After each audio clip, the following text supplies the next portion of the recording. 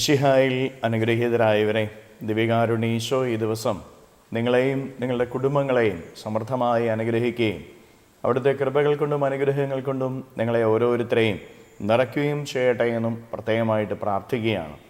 ഈശോയുടെ സർവ്വകൃപകളും അനുഗ്രഹങ്ങളും ഈ ദിവസം നിങ്ങളുടെ ജീവിതത്തിൽ നിറയട്ടെ.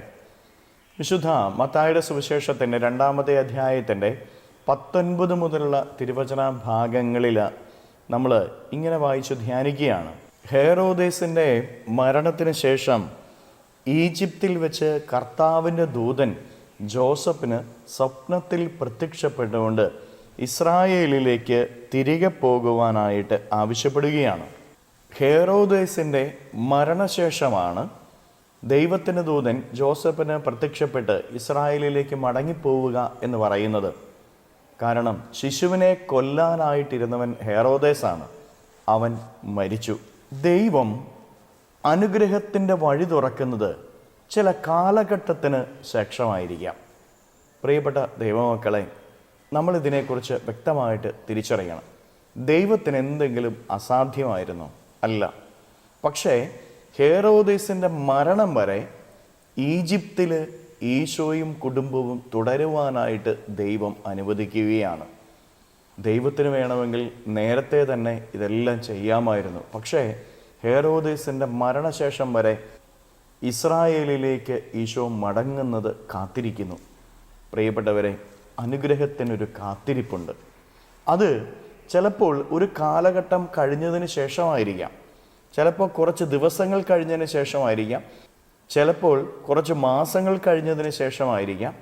പക്ഷേ കാത്തിരുന്നാൽ അനുഗ്രഹം സ്വീകരിക്കാനായിട്ട് സാധിക്കുമെന്ന് തന്നെയാണ് ഈശോനാഥൻ ഈ തിരുവചനത്തിലൂടെ നമ്മെ ഓരോരുത്തരെയും പഠിപ്പിക്കുന്നത്. ദൈവാനുഗ്രഹത്തിന് വേണ്ടി പ്രാർത്ഥനയോടെ കാത്തിരിക്കാൻ നമുക്ക് സാധിക്കണം. ദൈവത്തിൻ്റെ ഇടപെടൽ ഏത് നിമിഷം വേണമെങ്കിലും നമ്മുടെ ജീവിതത്തിൽ ഉണ്ടാവാം. ഇപ്പോൾ പ്രാർത്ഥിച്ചു, ഇപ്പോൾ കിട്ടിയില്ല എന്ന് കരുതി, നമ്മൾ നിശ്ചയിച്ചിരിക്കുന്ന സമയപരിധിക്കുള്ളിൽ നമുക്ക് ലഭിച്ചില്ല എന്ന് കരുതി നമ്മൾ ആരും നിരാശപ്പെടരുത്, പ്രാർത്ഥന നിർത്തരുത്. ദൈവം നമുക്കായി നിശ്ചയിച്ചിരിക്കുന്ന ഒരു സമയമുണ്ട്. ആ സമയത്ത് നമ്മൾ അനുഗ്രഹിക്കപ്പെടും. ദൈവകൃപ നമ്മളിലേക്ക് ഇറങ്ങുകയും ചെയ്യും. ദൈവം ജോസഫിനോട് ആവശ്യപ്പെടുന്നത് ഇസ്രായേലിലേക്ക് മടങ്ങുക എന്നാണ്. എന്നാൽ അവർ പോകുന്ന വഴിയിൽ തിരിച്ചറിയുകയാണ്, അപ്പനേക്കാൾ ക്രൂരനായ മകനാണ് ഇപ്പോൾ ഭരിക്കുന്നത് എന്ന്. യൂദയായിലേക്ക് പോകേണ്ടതിന് പകരം അതിനാൽ തന്നെ ദൈവം ഗലീലയിലേക്ക് അവരെ നയിക്കുകയാണ്. പ്രിയപ്പെട്ടവരെ, ജോസഫിന് ഭയമാവുക. കാരണം അപ്പനേക്കാൾ ക്രൂരനായ മകൻ ഭരിക്കുന്നു. ഇങ്ങനെയുള്ള സ്ഥലത്തേക്കാണ് ദൈവം പോകാനായിട്ട് ജോസഫിനോട് ആവശ്യപ്പെടുക. ദൈവം നൽകുന്ന വഴി ഒരുപക്ഷെ കഠിനമെന്ന് നമുക്ക് തോന്നുമായിരിക്കും. എന്നാൽ അവിടുന്ന് വേണ്ട സമയത്ത് തൻ്റെ സംരക്ഷണം നമുക്കായി ഒരുക്കുമെന്ന് തന്നെയാണ് ഈ വചനം നമ്മെ ഓർമ്മിപ്പിക്കുന്നത്. ക്രൂരൻ്റെ കയ്യിൽ നിന്നും ദൈവം മറ്റൊരു വഴിയിലൂടെ അവനെ രക്ഷിക്കുകയാണ്. ക്രൂരമായ ചില അവസ്ഥകളിലൂടെയൊക്കെ നമ്മൾ കടന്നു പോകേണ്ടി വരാം. ചില കഠിനമായ അവസ്ഥകളിലൂടെ നമ്മൾ കടന്നു പോകേണ്ടി വരാം. ഇത് നമ്മുടെ ചിന്തയ്ക്കാണ്. എന്നാൽ ദൈവത്തിൻ്റെ ചിന്തയുണ്ടല്ലോ, നമുക്ക് വേണ്ടിയുള്ള സംരക്ഷണത്തിൻ്റെ ചിന്തയാണ്. ഏത് കഠിനമായ വഴിയിലൂടെ നമ്മൾ കടന്നു പോയാലും ദൈവം നമുക്കായി സംരക്ഷണത്തിൻ്റെ കവചമൊരുക്കുമെന്ന് ഈ തിരുവചനം നമ്മെ ഓരോരുത്തരെയും പഠിപ്പിക്കുകയാണ്. നിൻ്റെ ജീവിത വഴികൾ ചിലപ്പോൾ കഠിനമായിരിക്കാം.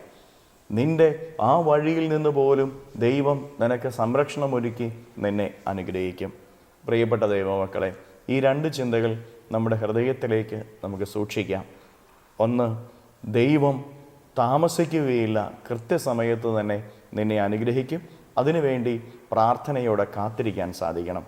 2, ദൈവം നൽകുന്ന വഴികൾ കഠിനമെന്ന് തോന്നാം, പക്ഷേ ആ വഴിയിൽ പോലും സംരക്ഷണത്തിൻ്റെ കവചം അവിടുന്ന് നമുക്കായി ഒരുക്കും. പ്രത്യാശയാണ് നമ്മുടെ ജീവിതത്തിന് നമ്മൾ സ്വീകരിക്കേണ്ടത്. കരങ്ങളെ യാചനയോടെ പിടിച്ച് നമ്മുടെ ജീവിതത്തിൻ്റെ ഇന്നത്തെ എല്ലാ കാര്യങ്ങളെയും ഈശോയ്ക്ക് കൊടുത്ത് നമുക്ക് സ്തുതിക്കാം. ഹല്ലേലൂയ. ഈശോയെ നന്ദി. Hallelujah, hallelujah, hallelujah, hallelujah, hallelujah, hallelujah. കർത്താവ് ഈശോയെ മക്കളെ ഓരോരുത്തരെയും സമർപ്പിക്കുന്നവരെ അനുഗ്രഹിക്കണമേ, ആശീർവദിക്കണമേ. ഇവരുടെ ജീവിതങ്ങളിലേക്ക്, ഇവരുടെ അധ്വാനങ്ങളിലേക്ക് അങ്ങ് ഇറങ്ങിച്ചെന്ന് ഇവരെ ഓരോരുത്തരെയും സംരക്ഷിക്കുകയും സഹായിക്കുകയും പരിപാലിക്കുകയും ചെയ്യണമേ. ഇവരുടെ ജീവിത വഴികളിൽ നിന്ന്, അധ്വാന മേഖലകളിൽ നിന്ന്, കുടുംബത്തിൽ നിന്ന് സർവ്വ തിന്മകളും ബന്ധനങ്ങളും കെട്ടുകളും പിശാചിൻ്റെ ഉപദ്രവങ്ങളും നാരകീയ ശക്തിയുള്ള പ്രവർത്തനങ്ങളും പൈശാചിക അരൂപികളുടെ പ്രവർത്തനങ്ങളും ബന്ധിച്ചു നിർവീര്യമാക്കുന്നു, നരകാഗ്നിയിലേക്ക് അട്ടിപ്പായിക്കുന്നു. എല്ലാ കെട്ടുകളും ഇവരുടെ ജീവിതത്തിൽ നിന്ന് അഴിയട്ടെ എന്ന് കൽപ്പിക്കുന്നു. ഈശോയെ, ദുർഘടമെന്ന് തോന്നുന്ന വഴിയിലൂടെ കടന്നു പോകേണ്ടി വരുമ്പോഴും കർത്താവ് സംരക്ഷണം ഒരുക്കുമെന്നുള്ള വലിയ വിശ്വാസം ഇവരുടെ ഹൃദയത്തിൽ നിറയ്ക്കണമേ. Hallelujah, hallelujah, hallelujah. നിത്യം പിതാവും പുത്രനും പരിശുദ്ധാത്മാവുമായ സർവേശ്വര എന്നേക്കും ആമേൻ.